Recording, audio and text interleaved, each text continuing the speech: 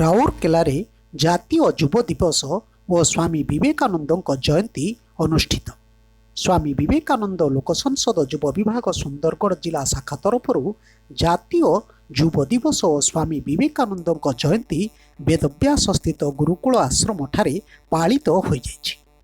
ଅନୁଷ୍ଠାନର ଜିଲ୍ଲା ସଭାପତି କୁମାର ବେହେରାଙ୍କ ଆବାହକତ୍ୱ, ସଭାପତି ପ୍ରଫେସର ଭବେଶ ଚନ୍ଦ୍ର ସାହୁଙ୍କ ସଭାପତିତ୍ୱ, କବି ସୁଶାନ୍ତ କୁମାର ନାୟକଙ୍କ ସଂଯୋଜନାରେ ଆୟୋଜିତ ଏହି କାର୍ଯ୍ୟକ୍ରମରେ ମୁଖ୍ୟ ଅତିଥି ଭାବେ ରିମ୍ସର ଅଧ୍ୟକ୍ଷା ନଳିନୀ ପ୍ରଭା ପଟ୍ଟନାୟକ, କବି କୁଞ୍ଜବିହାରୀ ରାଉତ, ସମ୍ମାନିତ ଅତିଥି ଶିକ୍ଷାବିତ୍ ନିରୁପମା ପତି ମୁଖ୍ୟ ବକ୍ତା ଭାବେ ଯୋଗଦେଇ ବିବେକାନନ୍ଦଙ୍କ ଜୀବନୀ ଓ ଆଦର୍ଶ ସମ୍ପର୍କରେ ଆଲୋଚନା କରିଥିଲେ।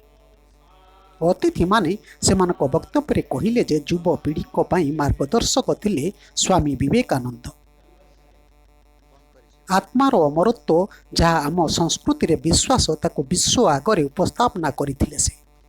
ସେ ଥିଲେ ଊନବିଂଶ ଶତାବ୍ଦୀର ଭାରତବର୍ଷର ନବଜାଗରଣର ଅନ୍ୟତମ ପ୍ରାଣପୁରୁଷ।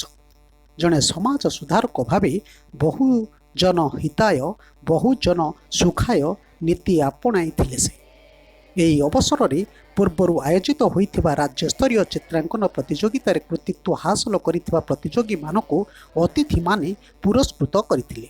ଏହା ସହ ପ୍ରତିଯୋଗିତାରେ ବିଚାରକ ଭାବେ ଉପସ୍ଥିତ ଥିବା କନକଲତା ମିଶ୍ର ଓ ଗୌରୀ ନାଗ ଓ ଗୁରୁ ସ୍ୱାମୀ ନକୁଳ ଦେବଜୀଙ୍କୁ ଅନୁଷ୍ଠାନ ତରଫରୁ ସମ୍ବର୍ଦ୍ଧନା ଦିଆଯାଇଥିଲା। ସଭାପତିତ୍ୱ ଅଭିଭାଷଣରେ ପ୍ରଫେସର ସାହୁ କହିଲେ ଯେ ସ୍ୱାମୀଜୀ 1871 ମସିହାରେ ରାଉରକେଲା ଦେଇ ରାୟପୁର ଯାଇଥିଲେ।